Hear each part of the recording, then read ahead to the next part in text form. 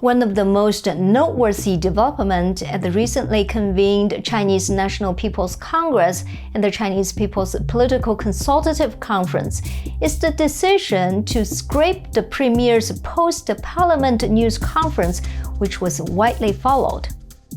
Many observers see this as an attempt to weaken Premier Li Qiang's authority by Xi Jinping.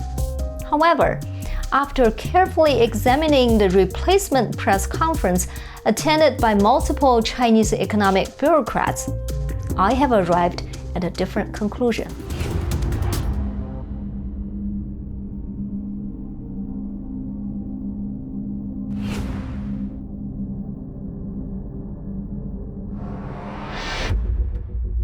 In order to explain why Premier Li's press conference was cancelled this year, we need to delve into the journey of the Prime Minister's press conference during the two sessions and see how it has transformed over the years.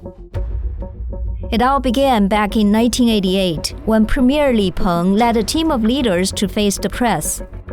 From Li Peng to Zhu Rongji, Wen Jiabao, Li Keqiang, and finally Li Qiang, each premier brought their own style to the podium.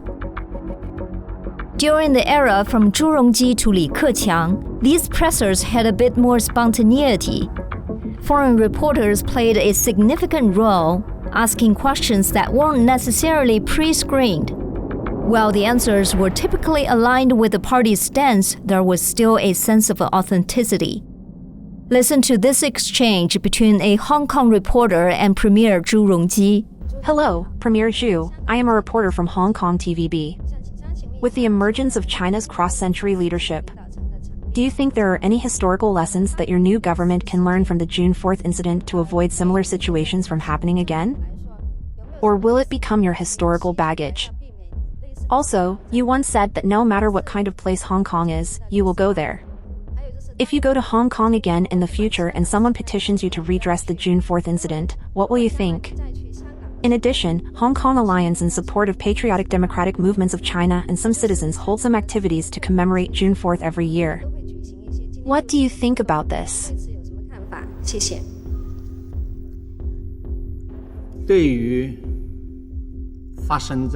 In response to the political turmoil that occurred in 1989, our party and government took immediate and decisive measures.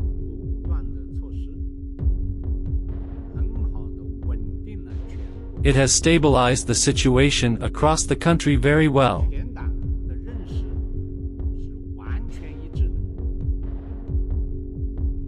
Our entire party has a completely unanimous understanding of this. This will not change. In recent years, our party has reached correct conclusions in all its meetings. At that time, I was working in Shanghai. Shanghai is completely aligned with the central government. As for Hong Kong, I wanted to go there in the past. No chance to go. Now I really want to go. But unfortunately, now that I have been elected as Prime Minister, I have lost some of my freedom, so I can't go wherever I want. But I will definitely go again. As for the people of Hong Kong, whether they welcome me when I arrive in Hong Kong, or protest, or demonstrate, or march, that is your freedom in Hong Kong. But I think any activities organized in Hong Kong must comply with the basic law. Comply with the regulations of the Hong Kong SAR government.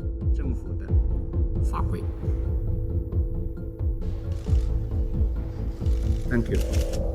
Nevertheless, as we moved from Zhu Rongji to Li Keqiang, the personal touch seemed to fade. Answers become more predictable, although there were still occasional moments of unscripted insights, such as this one. China is a developing country with a large population. Our average per capita annual income is 30,000 yuan.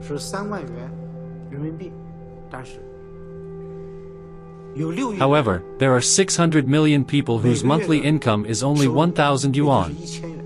For 1,000 yuan, it may be difficult to rent a house in a medium-sized city. Li Qiang's arrival, however, marked a significant shift in tone and format. Foreign reporters significantly dwindled, and questions felt orchestrated, lacking the edge of genuine inquiry. 谢谢. In a sense, Premier Li Qiang stands apart from his predecessors. Unlike his predecessors, Li Qiang was appointed directly by Xi Jinping, whereas previous premiers were chosen by the concurrent general secretary of the party and other party elders. This unspoken institutional safeguard, established by Deng Xiaoping, aimed to prevent party secretaries from wielding dictatorial power. However, with Xi Jinping breaking the two-term limit for general secretaries of the party, he gained the authority to appoint his own premier. Consequently, Premier Li Qiang has become his complete yes-man. This is also to say, the relationship between him and Xi Jinping is one of superior and subordinate, not competition. Therefore, Xi Jinping does not need to suppress Li Qiang. When Xi Jinping makes such a decision, I think the main reason is that he wants to put everything under his complete control. Looking at this year's economic-themed press conference, it's evidence that every detail was meticulously planned. Attendees were top economic bureaucrats. Questions were carefully curated, and answers were read from scripts with an abundance of detailed facts and figures. This is what unscripted answers could not have achieved. The whole press conference lasted for 2.5 hours with no English translations provided for the answers, and only CNBC as the sole Western media asking questions. The length of this press conference is more than twice the length of the previous press conference done by the premiers. It would be impossible for Premier Li Qiang to read scripted answers for 2.5 hours in such a setting. The message of the press conference was clear. China's economy is on a steady path forward, and the government has everything under control.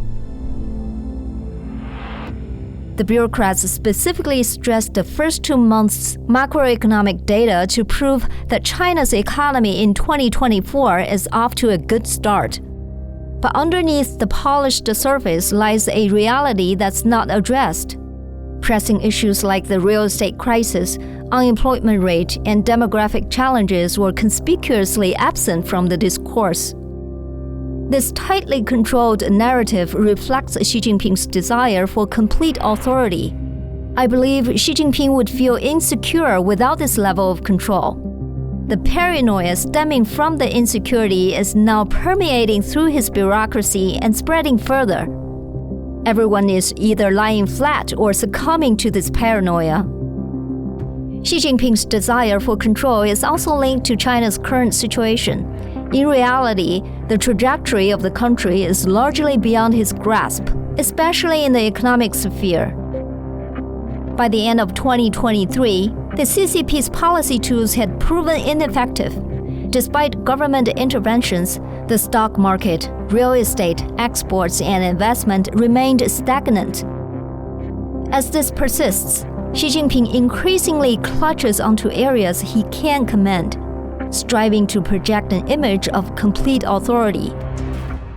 In the end, while Xi Jinping's quest for control may seem justified in the face of mounting challenges, it risks perpetuating a culture of rigidity that hampers long-term progress. As we navigate through 2024, it remains to be seen how effective this top-down, non-transparent approach will be in addressing China's complex economic realities.